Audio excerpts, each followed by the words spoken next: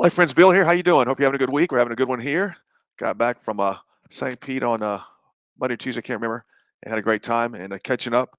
And so, well, all has gone well. I've also, as I talked about before, a handful of guys. I think about 30 guys were down in New Orleans for the Mardi Gras. Joe Toy, Daryl Davis, Dennis Moore led the trip, and watching those, I saw Tom Brewer and Joe White down there, and so just looks like more gospel preaching in New Orleans after we were down there for the Super Bowl. So that was exciting to see. And then, so we had a good time in St. Pete. Wonderful weather. 7 of us down there, plus a couple local guys came out, and it worked out really well. We were able to cover the 3 main areas that go to the track. Official records say 200,000 people go to the a race every year, and so we got in positions to catch them all coming at least, and then spending as the race isn't like in the Derby. You have races go on and training and practicing throughout the day, except on Sunday. I think there's something in the morning than one main race. So we caught people coming and going. That worked out really well. Unbelievable weather down there. It worked out great. And so here we are, 1st of March, and it's March Madness time, which is the NCAA men's basketball leading up to the Final Four. And so look for me to keep posting the cities where the regional games are going to be played. And so if you live in those areas, you can go out and preach those games. Typically, March Madness is you have 68 college teams playing. What happens is you have a lot of fans coming to watch these tournaments, and when you have an upset and those fans get excited, that's more people, more new people coming hear the gospel as well. So that's what March is. March Madness. It starts March the 18th with a game in Dayton, Ohio. Hopefully Joshua Richards is up there as he has been the last couple of years to kick that off. And then we're going to go through 2 weekends, 20 to 23, 27 to 29, and then the Final Four, April 4 to 7. And I'll be there, Lord willing, with about 8 guys. Looking forward to that. April also has Long Beach Grand Prix, April 11 to 13. That's in Long Beach, California. Rick Garland's heading that up. Joe Henson's going to be there. Getting some guys, Andy Smelzer, Jerry Collins. I think Chuck Peters and you, Vander's going to be there as well. And then we also got in April the draft, April 24 to 26. Heath Putzel's leading that. I'm going to go up there. I mean, who can miss preaching the historic city of Green Bay, Wisconsin? And then we move into May, the Derby and the Miami Grand Prix the first weekend. And then, which is what we're talking about today, the Blue Crab Festival, which Jason McGough is leading. So we're going to talk today with Jason and get some insight into the Blue Crab Festival. Jason, how you doing? Hey, brother, how you doing? Good to see you. Can you hear me okay? Yeah, you sound good. Can you hear me? Good. Yes, sir. All So right. catch me up. How you been? Good. Just finished up a 3-day audit. I get audited every year here at work, and they check my calibrations, my equipment, make sure I'm doing my job, sort of keep me on my toes, and then it prepares me for every 2 years I get audited by government agencies. So I've got both of those guys coming this year, so it's going to be the old triple threat, I call it. So we're already through one. Good job. Scored a 96, which is Well the best done. I've ever done here. So praise the Lord. But the problem is now I got this bar set so high. So great. Well, listen, you're a veteran. How many years have we known each other? You've been going through this every year I've known you. Every What, single 15 year. years or something? Now this is my 18th year. So 18th year doing it? Yeah. Well, So, well, cool. Well, that's I'm good. used to it. Yeah. You're used to it. You're saying the other day they've gotten to know you, right? And they kind of work with you a little bit. Yeah, the gentleman that comes and he's our QA guy. Yeah. Me and him are buddy. I've known him for years and worked alongside with him. And he likes to come to Myrtle Beach and we hang out while he's here. So Really? Yeah, he's a good guy. So what do y'all do? This particular trip, we went to Palmetto Armory. He likes to shoot weapons, so we went and shot some targets up and went to dinner and just Really? hung out, talked about work and things I can change and things I can, getting used to. So COVID kind of led us really into more of a virtual audits for a few Gotcha. years there.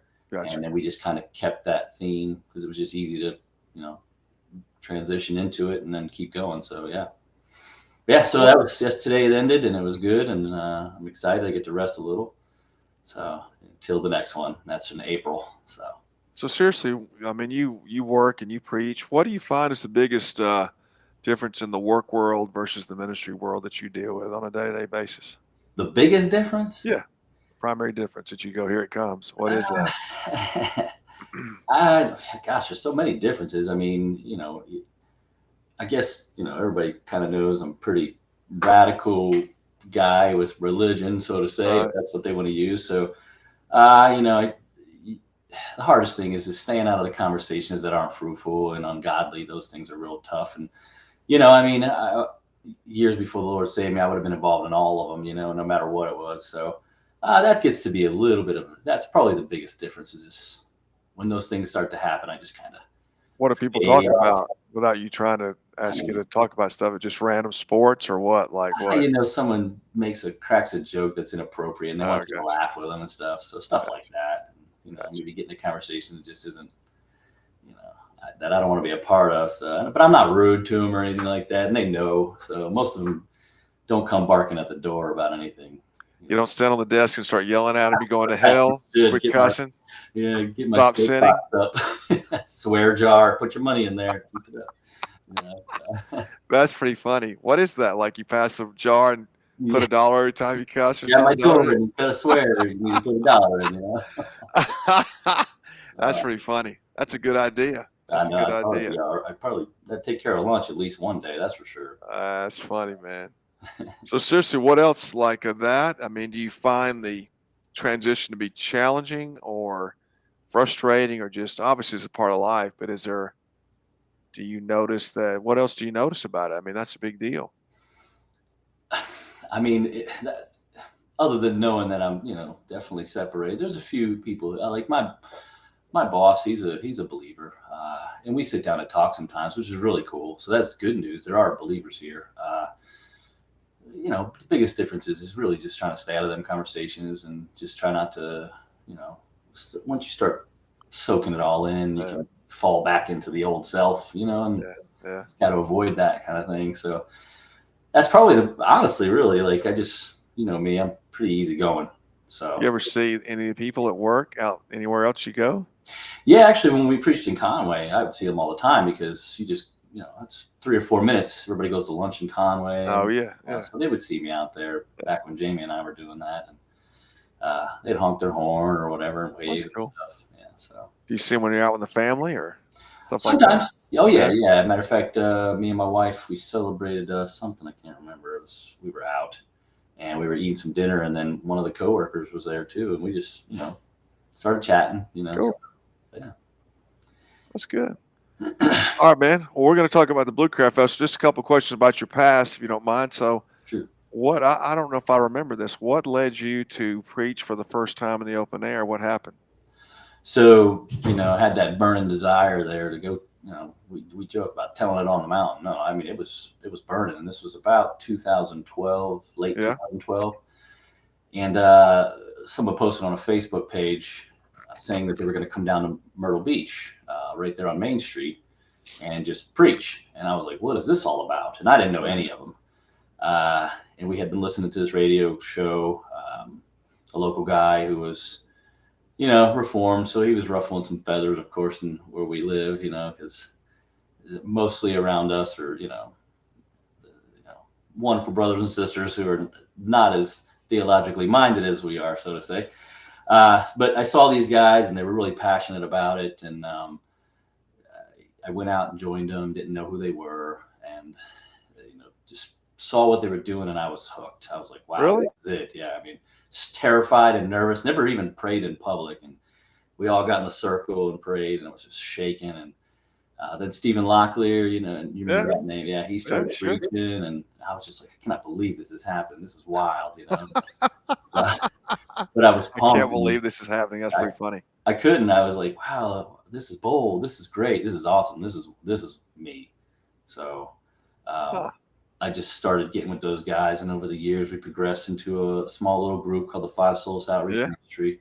We Yeah. lasted about 4 years, and then people just kind of went their way. Things like that tend to happen. So, but that's really what led me to do it, was seeing it, and I was mesmerized, and I like to talk, so that was good too. I could get it out in the air. So, and then I love people, man. I love souls. I want people to come to Jesus. I want them to know who He is. I want them to be saved. I mean, really genuinely mean that.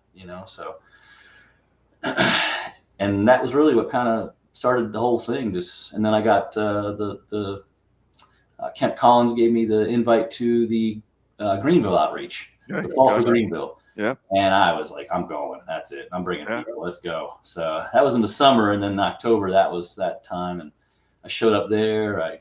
We really didn't get to meet, but I knew who you were because Ed Lease, he was like, "Oh, there's Bill Adams. That guy's great." You know, hyping everybody up as they walked in the Yeah. door. Yeah. And that was the years when everybody was, I mean, just that was a great outreach. A That lot was of work good. into that. Those were good. Yeah. And then, at that outreach, got the Super Bowl pamphlet that you were handing out there. Yeah. And it's from Kemp again. And I said, man, I got to go to this. I got to go. And then Ed Lease was there, and I was on his team that year. And while we were in Greenville, and then he invited me to come to join in New York. So that was my Gotcha. first Super Bowl back in 13. Yeah, somewhere. Yeah. Jeez, That's amazing. a long time ago. That was a good time. That first couple of Fall for Greenvilles. I think I went to 2 of them. Yeah. How many did you go to? 2? Just a 2. Yeah. Just- Actually, I did go to a third one, but it wasn't as organized anymore there. I'm Yeah. sure with the building, but we did go. So yeah, Yeah, those were good. I love the place where they stayed. that was That great. camp out there, whatever it was. I don't remember what it's called. And then, of course, Ed's fun. Ed did a good job. Had a good crew, like 25, 30 people there. A lot of people there. There was a ton of folks there. So yeah, a lot of help from his church too, and things. Yeah. Really cool. Learned a lot too. A lot of good teachers there. Lots. So it was really good.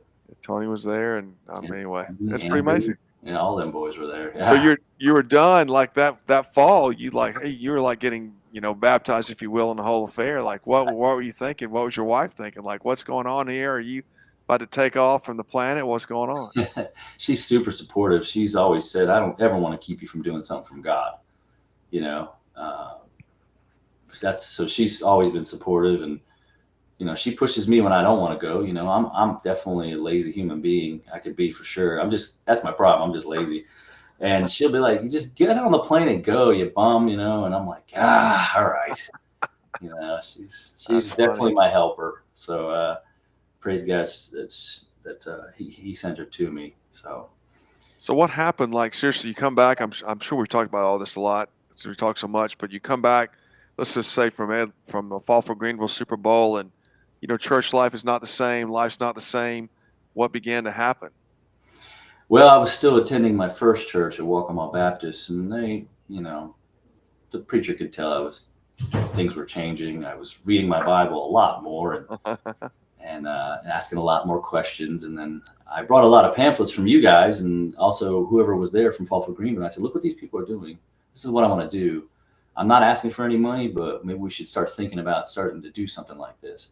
And, love those people, but they sat on it for about 3 months. And then I finally, the Lord just took me out of that. Yeah. And brought me to a Reformed church in Nichols with a great Old Testament teacher, Kevin Garris, who I love that man. Gosh, he's super Old Testament guy.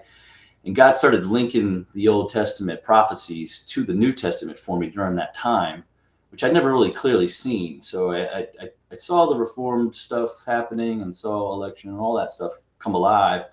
And then he really cemented that Old Testament to the New Testament. And that's why, all the scripture is important, and old and new.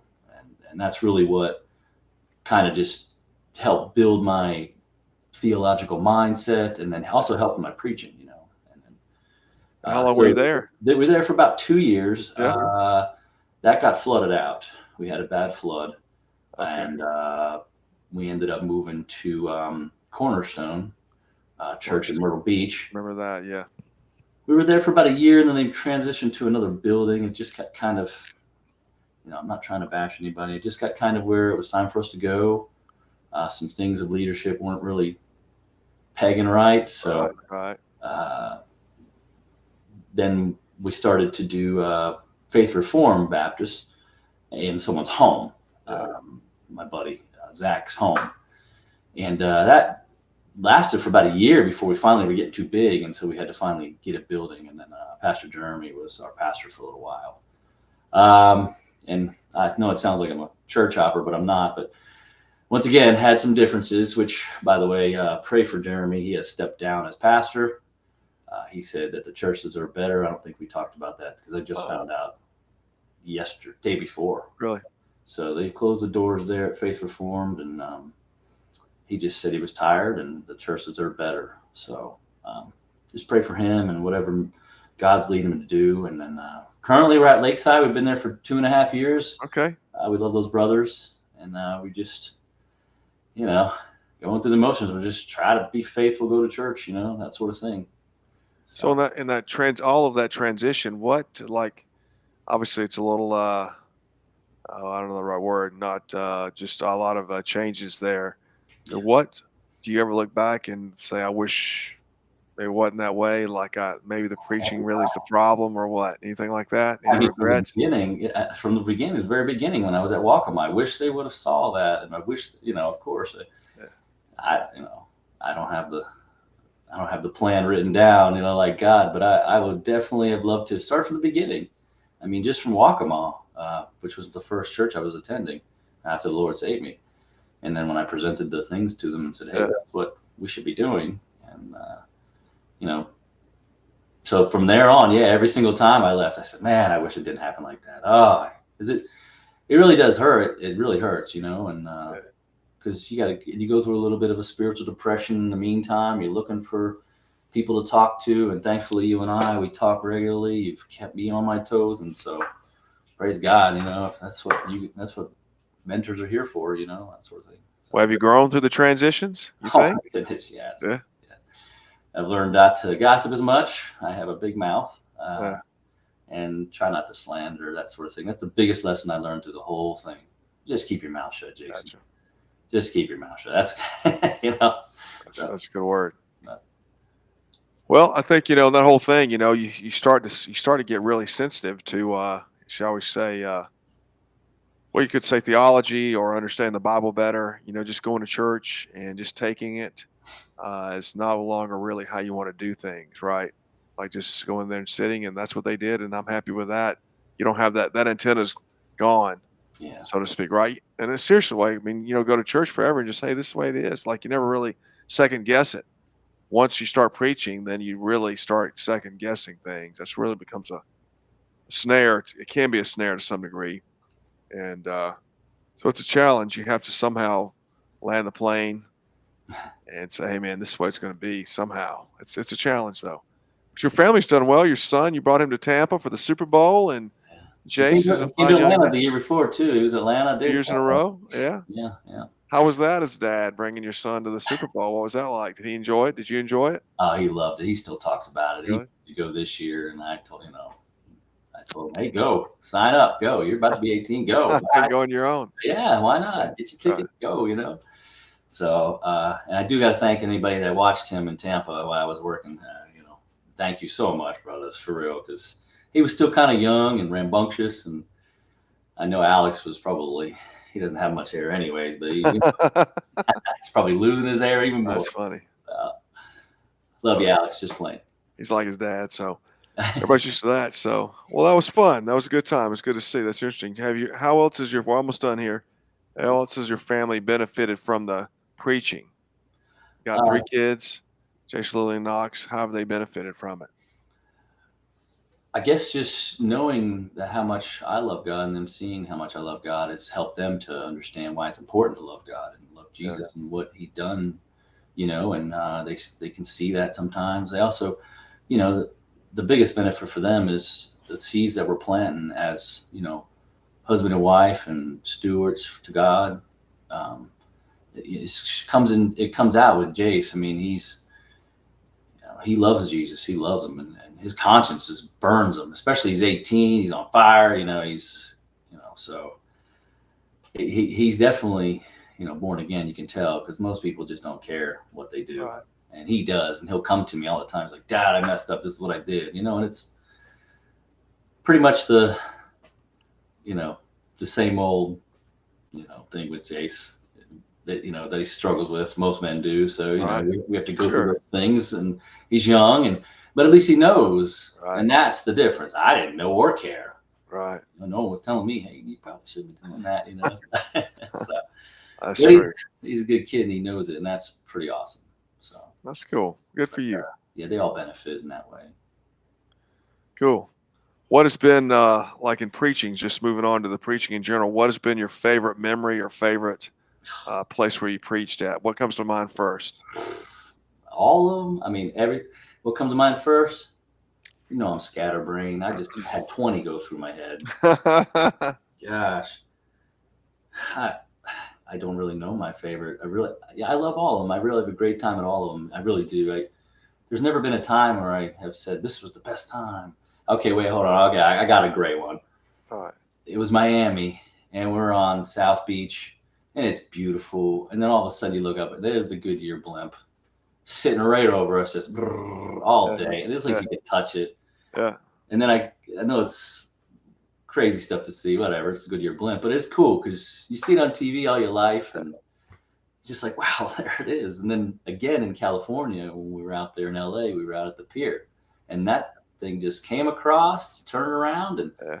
did a little thing and went out again. So there's some cool memories about that. And then also the biggest memories is definitely seeing people's convictions, and then people wanting to know more about God and wanting to know more about Jesus. And so when I see those people, like at the end, they're like, "Hey, this is awesome what you're doing." You know, a believer that's like, "I've never really thought to go do this." And I was like, "Oh, we're kind of commanded to. So here's some more information how to do it." That gets exciting because then you're like, "Yes, two more. They latched on, you know, or three more. They latched on. You know, they're getting it." So I love seeing that kind of thing. Those are good That's memories. cool. So Yeah, you kind of forget you go to so many, but you like the Super Bowl. It is like the world is gathered together, and it's if you know the blimp and other things and football players, and for the world, it's the I mean, horses, the Budweiser horses, those are it, cool too. It's got to yeah, see those a few times. I'm like, wow, there they are, actually yeah, real. yeah, it's pretty fascinating the whole environment. Typically where we're at, so you do early on, you feel like you're in the center of the world, especially on Super Bowl weekend. All that stuff's going on around you. It Well, is. that's so cool. Well, good, good. Well, what is then, if you had to go, I'll get to that in a minute. Let's talk about Blue Crab Festival. Tell us about the Blue Yeah. Crab Festival. How far is Little River from Myrtle Beach? From Myrtle Beach, probably about 25 minutes or so. Okay. From where we're staying is about almost 40. Okay. But it's not a problem. It's easy to get to. And yeah, it's about 35, 40 minutes. So talk about the festival. I know it's a kind of a calm environment, but you know we certainly want to encourage guys to get out and find a festival near them to preach because just because it's a festival in the South doesn't mean everybody there's a Christian. So talk about the festival, right? Yeah. So it's in the small, like Little River down near the waterway is tiny. I mean, it's like 3 roads lead down there. Minio Drive, which is the main drive, goes straight down into it. That's the main strip. And then there's a few other roads that lead to it. But because it's so tight, there's hardly any parking down there. So what they do is up the road about 10 minutes, they bus people in because there's just no parking. And then if you do park on the outside, you can have these golf cart taxis. They work for tips. Okay. So they're running people up and down the strip, just working for tips to get people down there. So it's almost close to about a mile from Minio all the way down to the end. Okay. And from there, they just have really nowhere to go except come down that road. There's no like side road they can go around us. There's no like street. I mean, they could, but Right. they're gonna hear the gospel, you know. So, but because it funnels into this one section that's so small, that it's like just this pool of people, fishing hole that's like, I mean, it's something else. And then where we stand is where the buses drop them off, Okay. and where they pick them up. Gotcha. So as they're waiting for a bus to come, they're hearing it, and as they're Yeah. coming off the bus, they're hearing it and getting handy tracks. So and I mean, you're this close to them, you know, Yeah. and Yeah. so it's not like far away, you know. Some places that we go, and like Myrtle Beach is kind of that way. It's Yeah. pretty big and wide open, whereas Little River is just crammed. So they really have no choice. What's how many people attend the festival? Do you know? So last year, and they've been starting to charge to get in. It used to be free, so that kind of numbers have calmed down a little bit.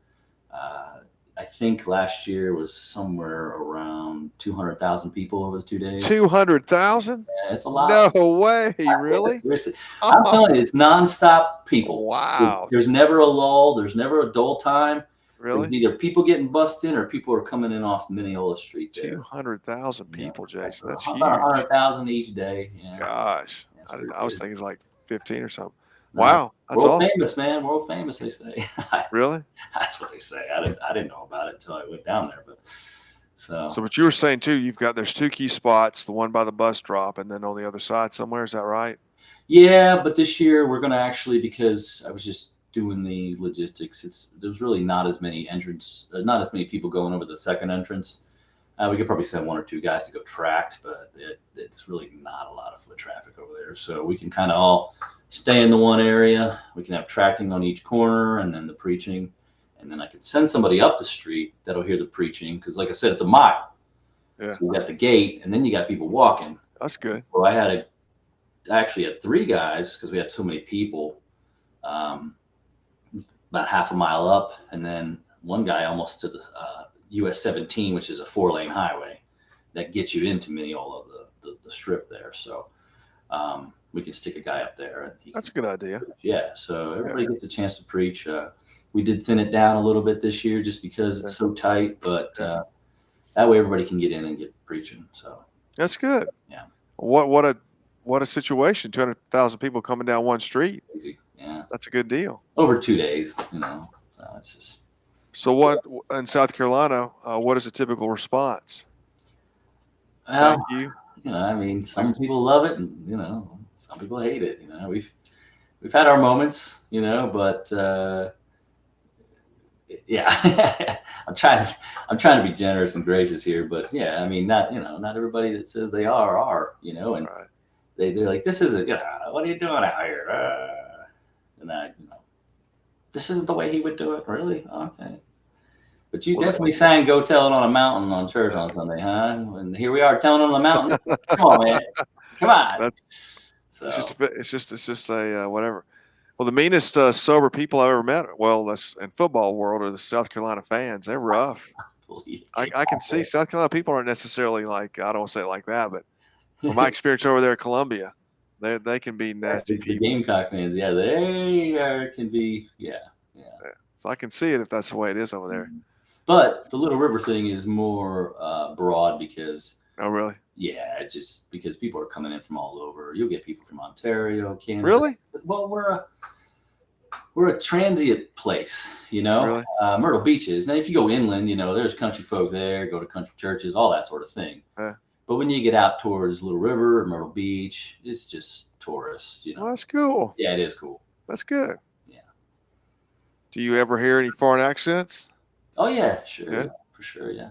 Do they come up and speak to you? Nah, not really. They just sit there and listen, while they're waiting for the bus. Gotcha. I've had a couple interactions with some people, like not too. We've been more Muslim interaction when we're out at the beach Really? than Little River. Little River doesn't really draw that kind of crowd. Gotcha. But yeah, you'll see them sometimes for sure. Well, that's good to hear. That's awesome. You ever see anybody you know? Oh yeah, all the time. Really? What do they say to you? Jay, what are you doing out here? Hey, preaching Jesus, man. Here's some flyer or whatever. I mean, I bumped into some people that, like, quick story, the Patriots in 2019. Coworker of mine from back in the day, she was walking through the crowd. She was like, "I was hoping I'd see you." So, because she's watched over the years, they're watching now. Oh, really? On Facebook, posting stuff. Really? We're not friends, but we know of each other. And Really? I was hoping I'd see you here. And, I was like, yeah, I'm here with my guys, and go Pats, baby, because she's a Pats fan. So Yeah. her and her boyfriend they're both from Massachusetts. So Does she live in the area? yeah, she lives down here. She's lived down here probably about as long as I have. Oh, really? So yeah. Well, that's pretty cool. It is cool. Good for you. That's good. Sort Anybody of from work? What's that? Anybody from work or anything like that? Nah, most people, they stay away from the festivals just because they might do it once in their life here if they're a local, but most people that aren't local, they really don't come down there. It's just so busy for them, Sure. So, Well, that's so cool. That's a good story. Any other stories like that? I mean, it's just like the ticket scalpers knowing you in LA from Atlanta. I was like, what? See, this is why we do it. Yeah. That's right. He remembers me, He's like, Bill, what you doing here? I was like, what? I somebody I saw know back Linwood over at the bowl in Orlando this winter. What there. about All any right. church folk come up to you that you know you? They don't know me, but some church folk will come up, and a lot of guys. So what we were doing, the reason we switched from the beach to this particular section was when I was going to Faith Reform, Jeremy's church there. I would put this on, and I would say, "Hey, come on, let's go," and then we'd all go out there. And then I was Yeah. like, "This is great. It's not scolding hot. We're under trees. It's there's no when you get out to the beach, man, and it's hard to preach out of the beach too because you got the water behind you and you lose your voice because they won't let you use amps. That's We right. just found out that you could, but and it's just different. It is more laid back than the beach. The beach is wild, because Gotcha. you do get all walks of life. Gotcha. So, Sure. but I like the May schedule better than June, July, and August. That is for sure. They still have Biker Week down there? Yeah, they still do that. They do the 2 weeks Harley, and then they do the 1 week the Rice Burner for Gotcha. Memorial Day. So yeah, they still do that, and then they have the fall rally. So yeah, but that's another thing, you just hearing them go, brrr, and it's like That's a really loud sound. it is How far very is Charleston from you? about 2.5 hours. Okay. Yeah, Gotcha. Okay. which been out there preached for the Cooper River Bridge Run. Yeah, few went weeks. down there a couple times. Yeah, That's right. That's you came out there too. came out there a couple of yeah, so had a Taught good on time. prayer. I remember that. You got a good memory. It'd be nice if you listened. But anyway, I had to write it down. Trust me. That's cool. Well, that's good. 200,000 people. Yeah. 3 days or 4 days? 2 days or 2 3 days. days? 2 days. full Awesome, days. man. Yeah. Well, cool. So if they want to join you, I know what you told me, but if they want to join you, the best way is to what? So get on the website, go to SFOI.org, and then up in the top, you're going to go to where it says Gospel Invasion. All right. And then you're going to scroll down to the Blue Crab Festival. And then in there is the event info, where it's at, where we'll be staying, and the schedule.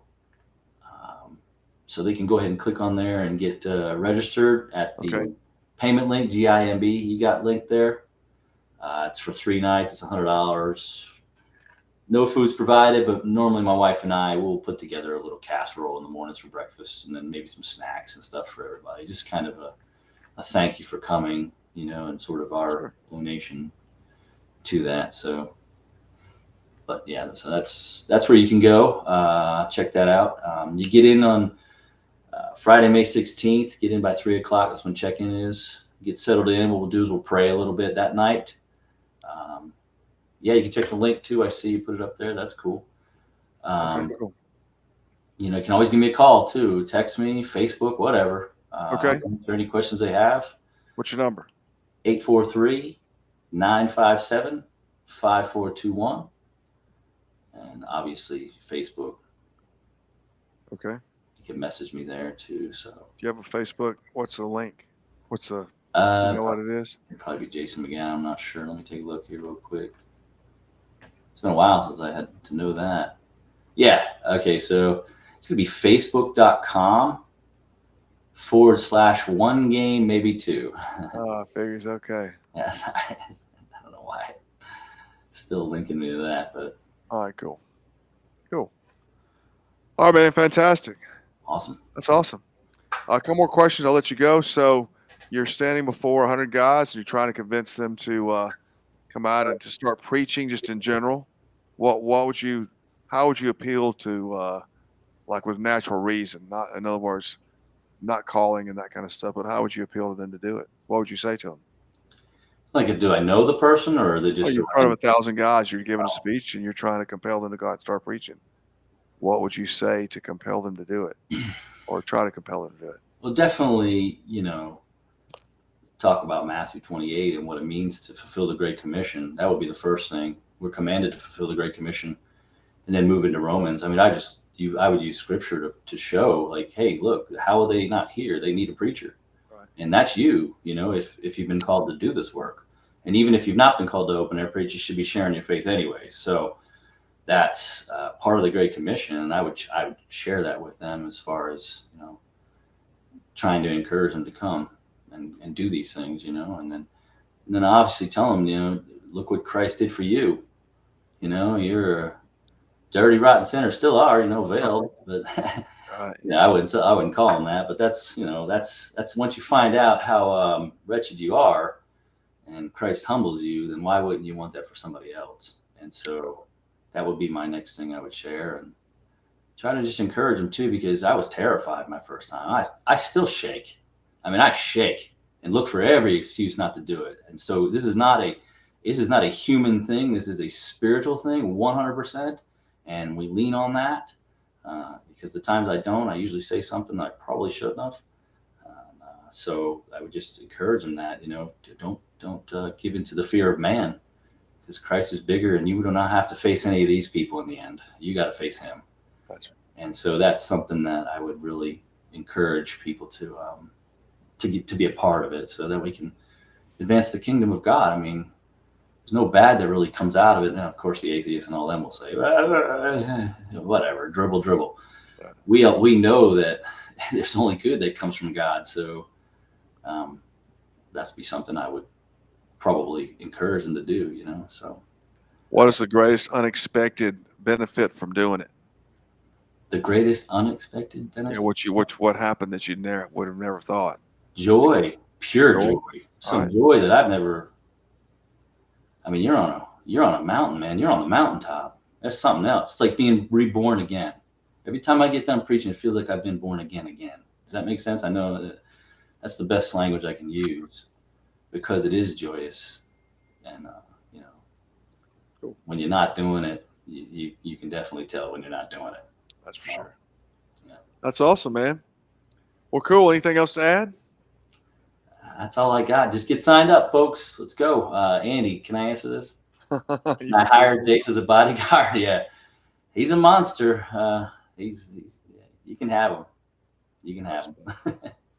But yeah, no, brother. I just encourage everybody to get signed up. But the deadline is, what do you got here? Not May. What's the deadline? April. So I think that's it. Yeah, get signed up. Oh, May 3rd. That's fine. Cool. Is that good? Oh, perfect. Yeah. Cool. So go ahead and get signed up and get registered. If you need some help with some financial stuff, let me know. We'll work on that. And most guys drive, but if you're flying in, let me know. And it'd be great. We're looking for 6 guys, so we're almost there.